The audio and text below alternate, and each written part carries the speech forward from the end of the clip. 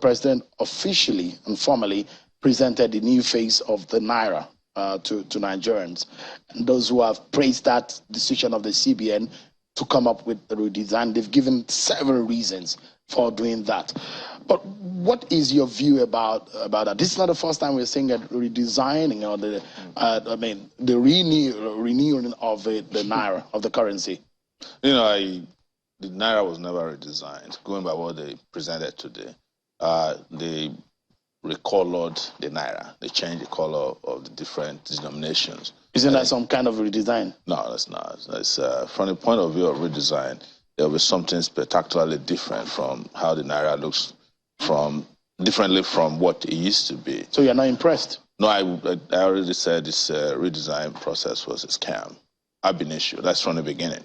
And I'm not surprised this is how it ended. I think they just remove a filter. Like people used to say, maybe they took it to TikTok and they used a filter to just change the color of the Naira, and then they poured a dye on it. It wasn't a redesign. You don't think, apart from the face value, the essence of some of the reasons that the central bank governor gave for security reasons being part of it, the issue of inflation and a few other issues have been drawn into the reasons for redesigning. Do you think that this makes sense? Any monetary policy that the Naira needed, it was to revalue the Naira, not to redesign it. It's never, I've read all the economics books in the world, and never in any book or any policy have I found the changing the outlook or the face of any currency that brings the currency to any value. It's just a contract for the boys, and I congratulate those who got a contract for, making this happen. They're lucky. The rest of us know that this was a scam. I mean, this is not the first time. So when you're saying it's a scam, see, let me tell you, I was around in 1984, if I am correct, when the Naira was that time. I think it was a redesign. It was Buhari regime in military uniform, and the people that benefited from it were still the rich people. The poor people queued up with 200 Naira, 40 Naira. The person who had the largest amount of currency in my village was 40,000 Naira in those days. And when he brought it out, everybody was like surprised that he had so much money. But by the time the redesigned Naira was given to him, they had reduced the value, the amount of money he had because of corruption. That's the first time I knew that even that regime was a scam, because the people who carried out the exchange of the Naira, the new notes and the old notes, were just making a killing out of it. So it ended up enriching people, not enriching Nigeria. It was never known that in 1984 the value of Naira increased because Buhari. But what about the security reason that was given, and the fact that there's a whole lot of issues within the economic sector of the country relating to the reasons why the Naira has to be redesigned? There are a lot of people keeping huge amounts of this money, which the banks have said, look, they're already returning. In fact, some banks have now opened on Saturday to allow people bring those. Yes, because they open on Saturdays because, like I said, this will afford bank workers and whomever is involved in this to make some little bucks out of helping you to exchange your old Naira notes for the new ones. But the point is that the central bank governor is not the chief security officer of Nigeria. You might say, well, the president said he signed off on it, but it's not going to help with the security situation. If it did, we won't be hearing of about 30 soldiers. What would you do differently, Mr. Sowore? If you were, I would revalue the Naira, not redesign. How would you do that? Well, and what does it mean? There are macroeconomic policies for people in the executive sector and the central bank. And, the central bank is naturally supposed to be in charge of monetary policy. But one of the things they are doing there is that, as I have said, the Central Bank of Nigeria of today is just a glorified bureau de change where if you have connections, you can get dollars and they change for Naira at a special rate. That is not monetary policy. Monetary policy is looking at the value of your currency, how it's performing against all other currencies around the world. And a range of activities that needs to take place for you to have a Naira that's valuable. When people have lost direction and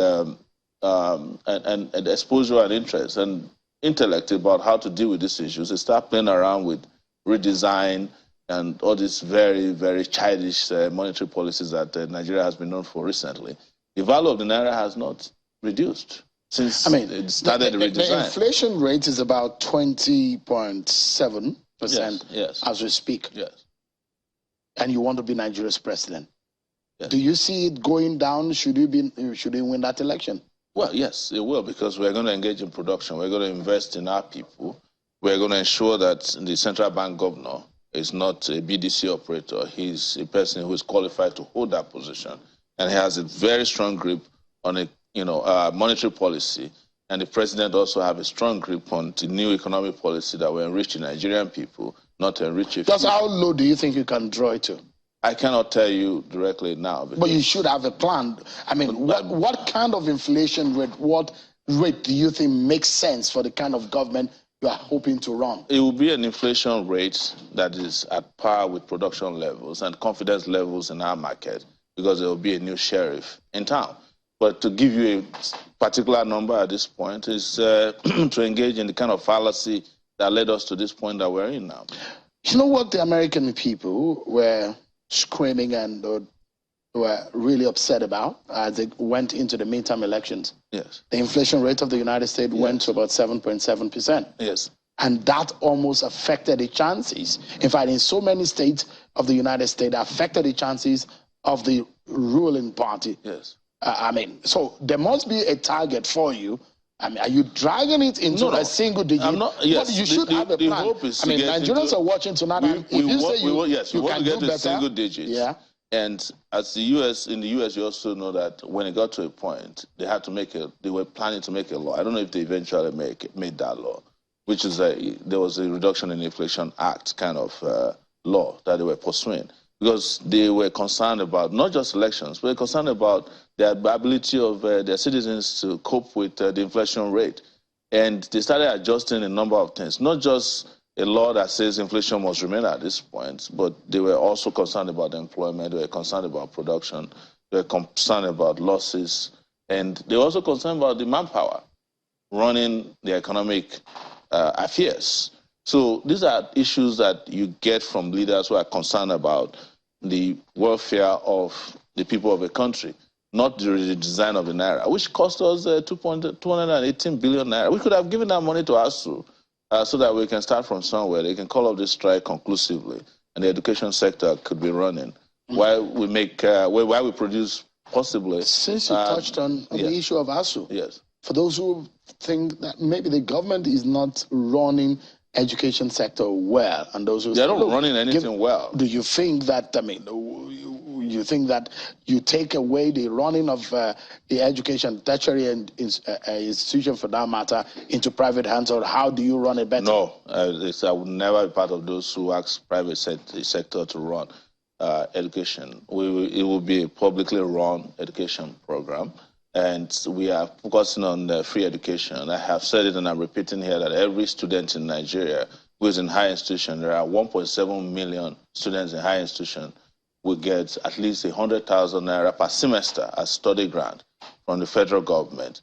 And I mean it. I'm not going to make them take loans. Where would that money be coming from? Well, it will come from a number of places that we have discovered money is hidden right now, or where we are not efficiently collecting revenue. Where are those?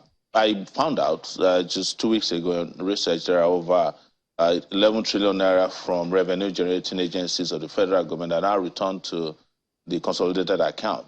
The NLNG, which is our gas-producing company, of which we have 49% investment through the NNPCs, depositing huge amount of dollars to us, but they're not transparently done. We'll make them deposit that money in the consolidated account of the federal government, not the NNPC, because that's a cesspool of corruption. We have also found out that oil companies, both local and international oil companies, are owing over 4-point-something billion. I believe it's 6-point-something billion beyond that we can collect very quickly and put the money to use locally. We don't need to borrow. In my first and second, my first 4 years, I have discovered where we can plug all the loopholes and make more money that's a larger pile, so that you don't need to engage in. You have an idea of the debt servicing in the budget at the moment? Yes. And the percentage of that in the entire budget of Nigeria? So I've said it. So because the reason why I'm asking this question is that we've heard over and over again how politicians make promises. I'm not a politician. I'm a political activist, and I'm straightforward about what I'm capable of. Because you're running for office. That's that doesn't basic make me a definition of being a politician. Well, what politicians are known as in Nigeria are people who deceive people, and I'm not that kind of a person. If that's the meaning of politicians to Nigeria, because we are talking contextually to Nigeria, so that Nigerians don't feel that there's a deceit here. I'm not deceiving anybody. Just a moment, if I push him the question, because you're saying that you're not going to borrow.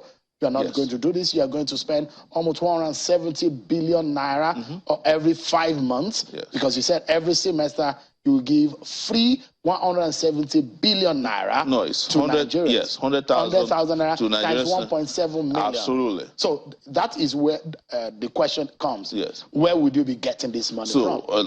When Nigeria couldn't even pay lecturers. I've just told you about 11 trillion naira of unremitted revenue. They're sitting in the bank accounts of our MDAs that we can get because it belongs to the federal government. 11 trillion naira is a huge amount of money. Money is owed by oil companies. If we do the investigation further where they deposit the oil, where they take the oil to, you discover it's about $62 billion.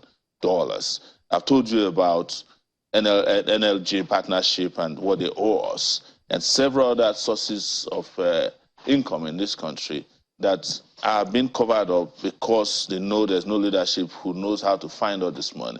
I'm talking to you as a citizen of Nigeria who has operated alone, almost virtually, finding money, kicking out sources where money has been hidden, having to provide evidence for stolen monies, and ensuring that some of the monies that were taken outside offshore corruption. I've been the person who covered it the most in the last, since 2006, through Sahara Reporters. So when I'm telling you this fact, believe them. I know the politicians, I know how they steal, I know how the money in this country is being frittered. I'm not just saying it to lie to you on TV. It's a matter of fact, and that if you get to work, you'll be shocked. Nigerians will be begging me to continue in government after my 2 terms when I do the job that I'm telling you. But I don't want to do more than 2 terms. I'm not interested. You are not a sit tight. No, I'm not interested.